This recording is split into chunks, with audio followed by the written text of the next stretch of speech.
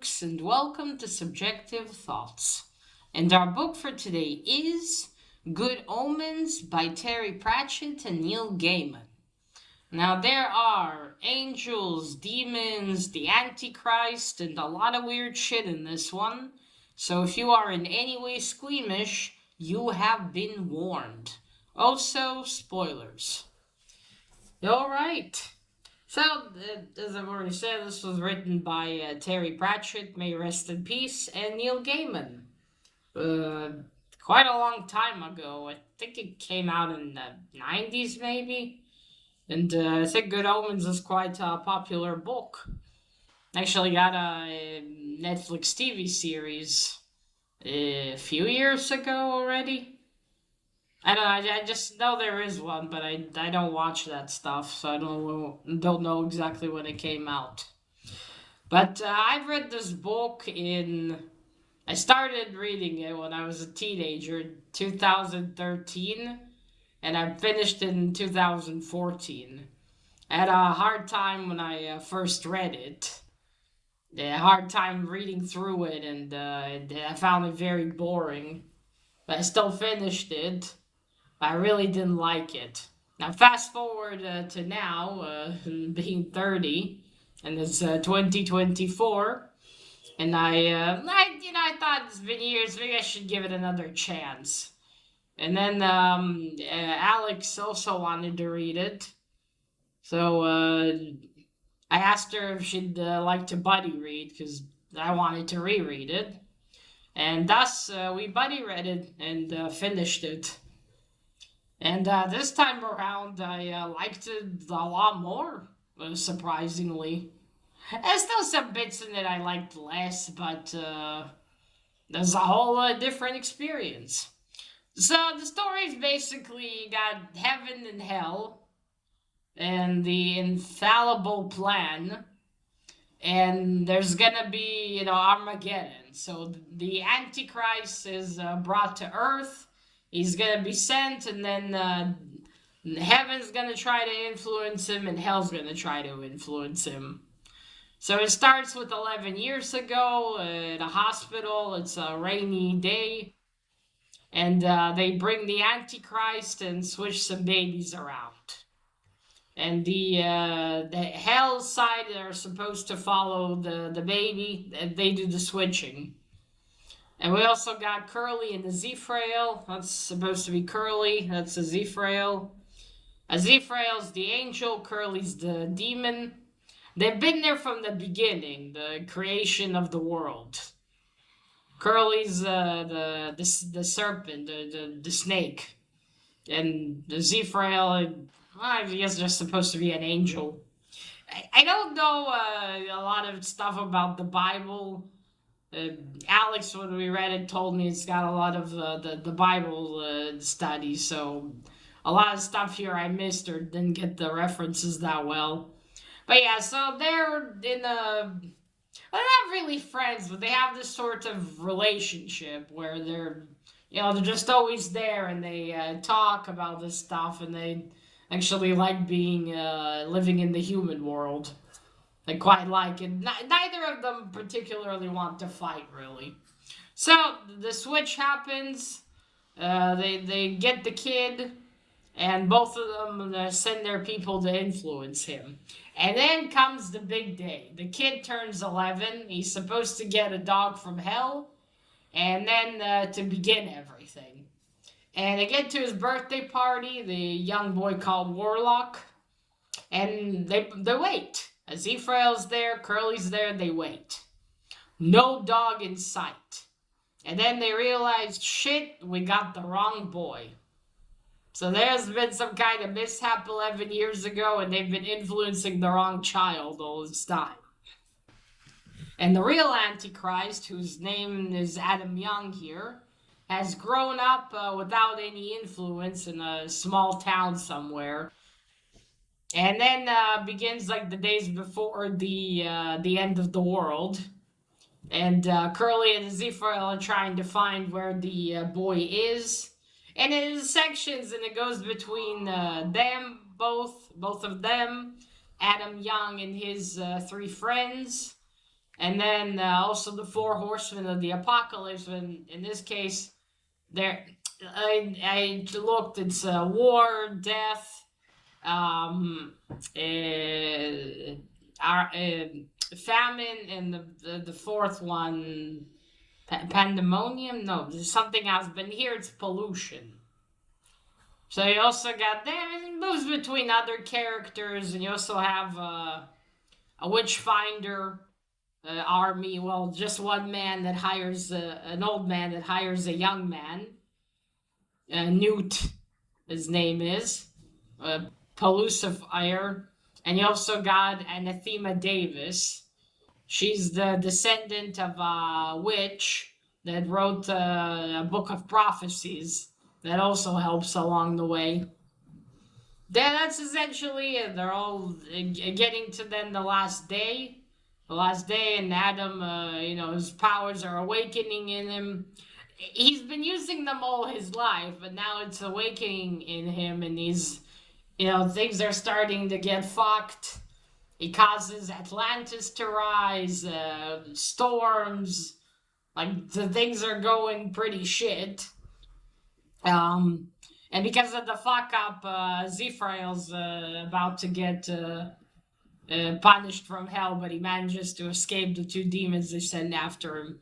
But yeah, things seem to be getting fucked. There's no hope. But then, because Adam grew with no influences, he ends up choosing his human friends and doesn't destroy the world.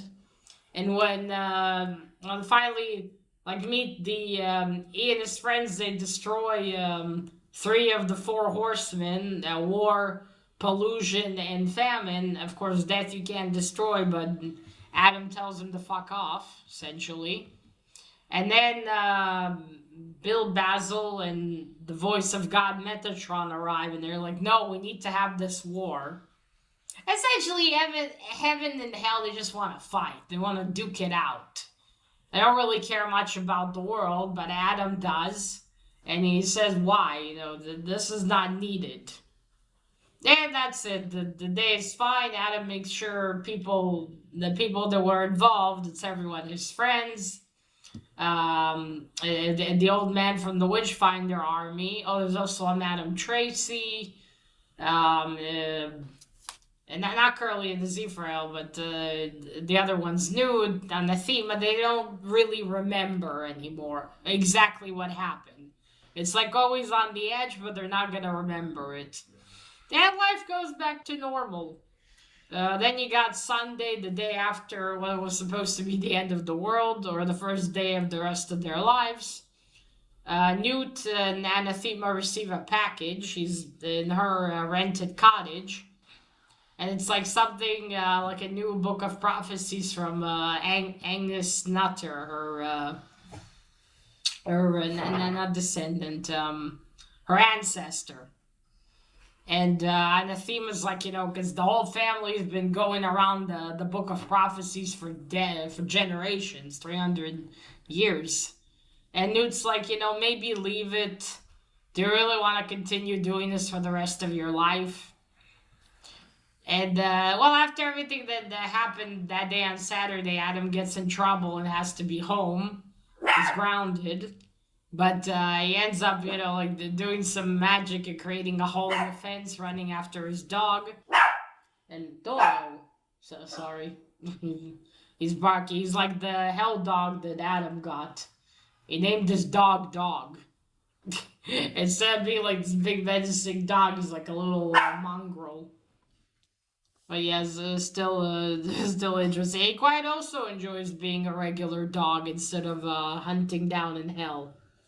Anyway, you got Adam running to join his friends because the circus came to town, and he'll get to see them set up.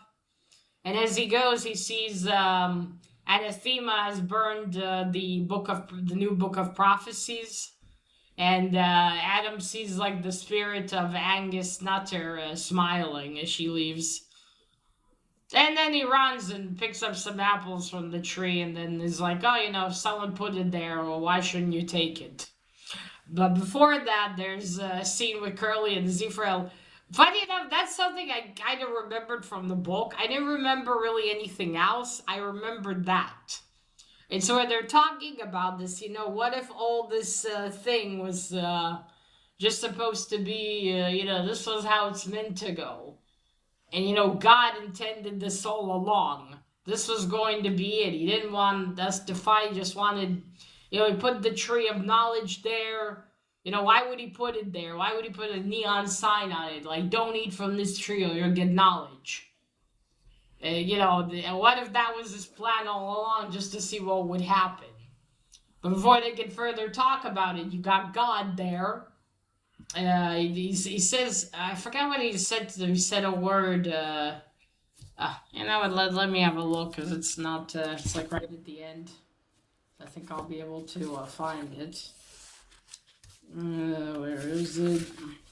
It's like right here. Ah, there we go. There we go. Infallible. God tells them. And Ko is like, yeah, right, thanks. And like, wait, what was I talking about?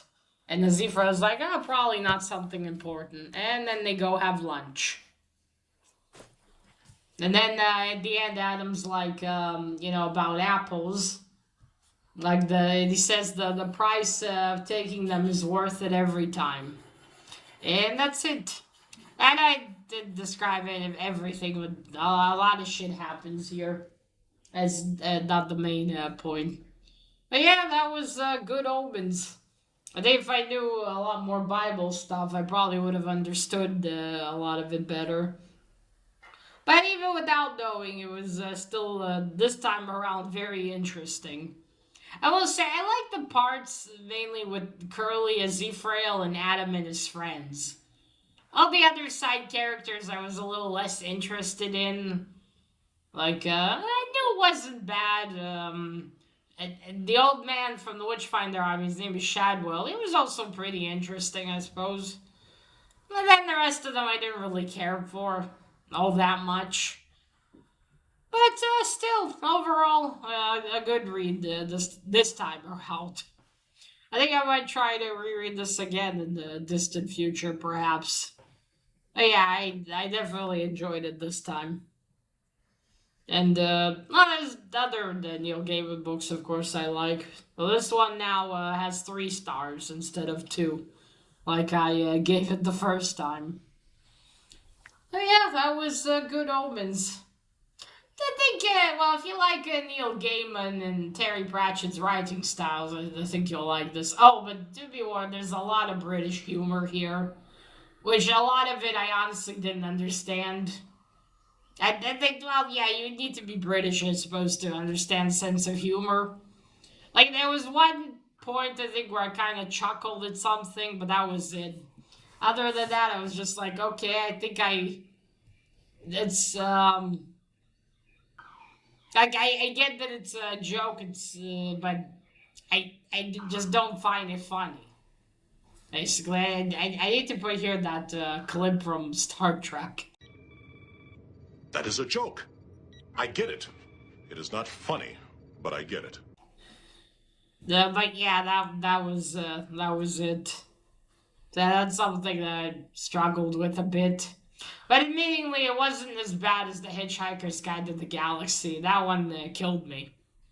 That was in complete shock when I found out it was supposed to be funny. So yeah, I need to ask Mr. Gray maybe to explain to me what the British humor is all about. But yeah, if you like Terry Pratchett's writing style or Neil Gaiman's, I think you'll enjoy this book.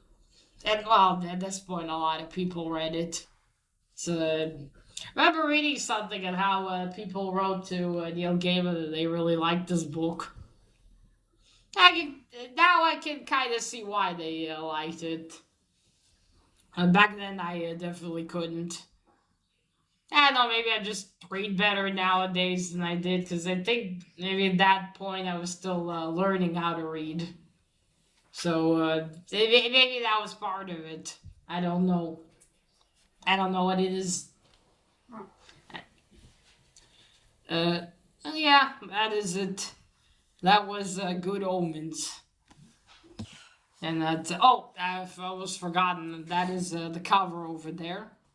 I really like this edition, as I love the wacky art on this. Look at that. That's Adam. And that's, I already said, but yeah, that's really cool. I had that classic one where you got, I got it in black, and Z-Frail is sitting here on the title. And there's one in reverse where the book is wide, but then it's curly in black sitting there. But this one I like way better. Alright, folks, so that is it. Let me know if you've read Good Omens, and what did you think about it? I'd like to know. And that is it. Remember, collect what you're passionate about and share it on YouTube. Bye!